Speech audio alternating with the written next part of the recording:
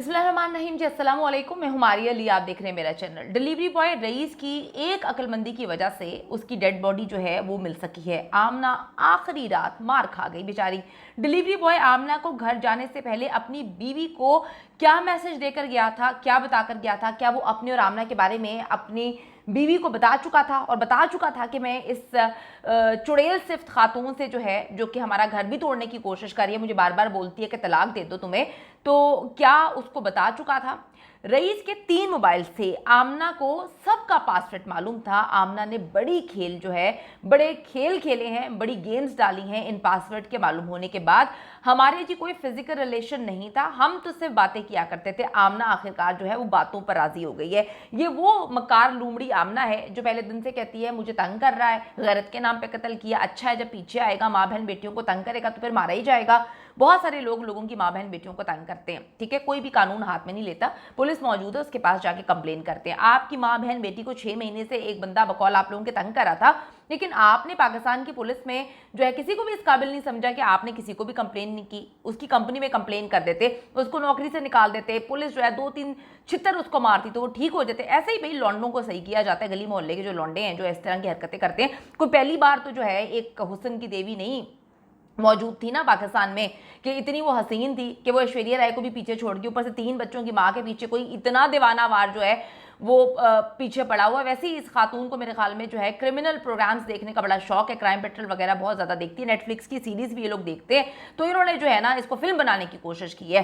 Delivery boy rice के कातिलों ने तफ्तीश में कुछ हौलनाक इंकशाफात किए, आज की वीडियो में इसमें शामिल करेंगे। आपसे रिक्वेस्ट है, अगर अभी तक आपने मेरे चैनल को सब्सक्राइब नहीं किया वो कर लीजिए, कैसे हमारी हौसला अफजाई होती है। हर गुजरते दिन के साथ ये चीजें तो निकल के सामने आ रही हैं, क्योंकि ये दरिंदे कहते हैं, बड़े डंके की चोट पे कहते हैं कि हम तो बाहर होंगे। आमना ठीक है बाहर होगी, मेरी कुछ वकला से बात हुई है, उन्होंने मुझे बताई हैं चीजें, समझाई हैं कि क्या गेम खेली गई। आमना ने जो है डिलीवरी बॉय यानी कि अपने माशूक को भी कत्ल करवा दिया, अपने उस शौहर से भी जान छुड़वा ली जो उसको मार मार के मुक्के मार के नाके तोड़ता था, खून निकालता था, और वो बोझ की तरह इस रिश्ते को जो है निभा रही थी। कोई भी औरत अगर किसी और के साथ बाहर कोई रिलेशनशिप रखती तो डेफिनेटली वो अपने घर में खुश नहीं होती।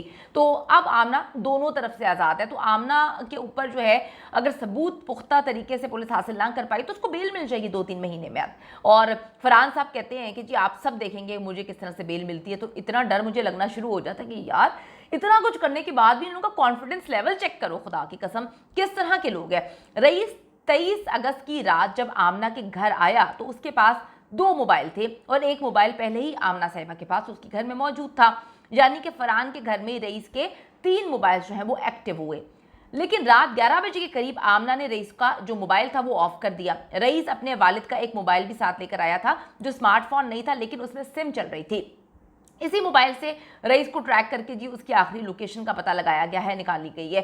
रईस का निकाह हो चुका था लेकिन रुखसती नहीं हुई थी। रईस की बीवी उससे मुसलसल राब्ते में थी। रईस ने 17 अगस्त को उसे कॉल करके मना कर दिया था कि मेरे नंबर पे अब राब्ता तुमने नहीं करना, बल्कि मेरी कंपनी वाले नंबर पे जो है वो तुमने बात करनी, उस पर ही राब्ता हम करेंगे। आमना और फरहान ने रईस को 17 अगस्त को घर में रह जाने वाला मोबाइल जो है उसका ऑन रखा। यहीं पे उनसे बहुत बड़ी गलती हुई है, इन्होंने वो मोबाइल और नंबर ऑन रखा। इनको ये बात समझ ही नहीं आई कि जब ये रईस को बुला रहे हैं तो उसको ये बात बोलते हैं कि जी अपना नंबर ऑफ कर दे। इनको ये चीज़ जहन से निकल गई। मेरे ख्याल में इन्होंने कोई सस्ती जो है जगह से मालूमात हासिल की थी, लेकिन कहते हैं ना कि कितना बड़ा भी क्राइम क्यों ना हो, जो क्रिमिनल्स होते हैं वो फंस जाते हैं, गलती कर जाते हैं। तो इनसे गलती ये हुई कि इन्होंने वो नंबर उसका ऑफ नहीं करवाया, उससे उसकी लोकेशन ट्रेस हो गई, इनके घर पे आके उसकी लोकेशन बंद हो गई। नंबर भी इन्होंने ऑन रखा, बहुत बाद में जाके इन्होंने नंबर बंद किया, जिससे पता चलता रहा कि रईस का नंबर इनके घर पर एक्टिव हो रहा है। सबूत है डेफिनेटली, अगर हमारे पास सबूत है, मैं सबूतों के साथ ही बात कर रही हूँ, अगर मेरे पास सारे सबूत हैं ये इन चीज़ों के हवाले से, तो पुलिस तो ठीक है ना, वो ज़रा एक्स्ट्रा लेवल का काम कर रही है, क्योंकि अभी डंडा है पुलिस को, तो देखें पुलिस अब अदालत में क्या चीज़ें जमा कराती है। अच्छा जी, जो मोबाइल इनके पास था जो इन्होंने ऑन रखा था, उस मोबाइल में रईस के कॉन्टेक्ट्स थे, वीडियोज़ थी, उस मोबाइल के अंदर पिक्चर्स, सब कुछ मौजूद था। ये मोबाइल 17 अगस्त 4 बजे से 23 अगस्त रात तक आमना और फरहान के कब्जे में था। लेकिन अब रईस के 3 मोबाइल जो हैं वो गायब कर दिए गए हैं। आमना और फरहान का कहना है कि हमने मोबाइल फेंक दिए थे, लेकिन मोबाइल जो हैं वो डेड बॉडी के साथ तो मौजूद नहीं है, ना वो जले हैं ना वहाँ पर मौजूद है। वहाँ पर खून ही खून था, बहुत खून पड़ा हुआ था। इन्होंने इतना उसको तशद्दुद करके वहाँ पे मारा है, इन दरिंदों ने उसको वहाँ पे लेके जाकर भी तशद्दुद किया, बहुत ही मारा पीटा। यकीन करें मैं सोचती हूँ मेरी रूह काम जाती है। मैं बहुत ज़्यादा डिस्टर्ब हूँ इस खून जो इन्होंने खूनी खेल खेला है, और डिस्टर्ब इस वजह से हूँ कि मुझे इस मुल्क के सिस्टम का भी पता है, लेकिन मुझे अपनी आवाम पे भरोसा है जो दुनिया में कहीं और जुल्म हो रहा हो तो आवाज़ उठाती है, तो अपने मुल्क के किसी शहरी के लिए आवाज़ क्यों नहीं उठाएंगे। आवाज़ उठाएं, क्योंकि ये दरिंदे जो हैं पैसा चला रहे हैं और हमारी पुलिस माशाल्लाह से पैसा लेने में उनका कोई सानी नहीं है। करप्ट तरीन हमारी पुलिस है, पंजाब की पुलिस की तो खैर बात ही अलग है, उनके क्या कहने हैं। तो मैं सिर्फ आप लोगों से रिक्वेस्ट करूँगी कि इस केस को मरने ना दीजिएगा, क्योंकि इन्होंने बड़ा ही जुल्म करके मारा है। अगर अफेयर था तो दोनों का अफेयर था, पुलिस के पास जा सकते थे, अदालतों में जा सकते थे, रईस की फैमिली के पास जा सकते थे। लेकिन मैं एक बात कहती हूँ, जब आपका अपना पांडा ख़राब हो ना, आपका बर्तन जो है ना वो ख़राब हो, तो आप किस किस को जाके रोकेंगे। आज रईस है, फरहान को लगता है कि उसने रईस को मार दिया तो उसकी बीवी जो है वो सही रास्ते पर चलना शुरू हो जाएगी। कहते हैं कि जिसके मुंह को खून लग जाए, जिसके मुंह को गंदगी की आदत लग जाए, यकीन करें उसको अगर वो खुद ना चाहे छोड़ना तो कोई नहीं छुड़वा सकता। आज फरहान ने कत्ल कर दिया है इसके इस माशूक को, पता नहीं इससे पहले क्या मामलात होंगे, इसके बाद के क्या मामलात होंगे। अभी तुम उसके साथ रहते हो तो तुम्हारी आंखों में वो जो है मिर्चें डाल डाल के अपने बेडरूम में एक गैर मर्द को बुलाया करती थी। उस 5 मरले के घर में जो है इतने सारे लोग रहते थे, उसकी देवरानी, देवर जो है, ससुर रहता था, मियाँ रहता था, बच्चे रहते थे। इन सब की आंखों में धूल झोंक के अगर कोई औरत किसी गैर मर्द को बुला रही है तो सोचें कि अब तो तुम जेल में हो, तुम तो कत्ल के इल्ज़ाम में चलेगी हो अंदर, अब वो बाहर निकल के क्या करेगी। तो बात सिर्फ ये है कि आपका अपना पांडा जो है ना, अपना बर्तन आपका ख़राब था, लेकिन आपको लगा कि मैं रईस को मार दूंगा तो आज के बाद मेरी बीवी का किसी के साथ चक्कर नहीं चलेगा। तुम्हारी बीवी की मर्जी से चक्कर चला है, तुम जितने मर्जी रईस कत्ल कर दो, जब तक तुम्हारी बीवी को तुम समझाओगे नहीं, उसको समझ नहीं आएगी, मामला तो चलते रहेंगे। अच्छा जी, आपको मैं बताती चलूँ कि आमना और फरहान ने कहा है कि जी हमें तो कोई मोबाइल नहीं मिला, इन लोगों ने मोबाइल्स वगैरह सब गायब कर दिए हैं, फेंक दिए हैं, डेफिनेटली तोड़ दिए होंगे। अभी तक आमना के मोबाइल से डेटा रिकवर करके ही पुलिस जो है वो शवाहिद हासिल करने में कामयाब हुई है।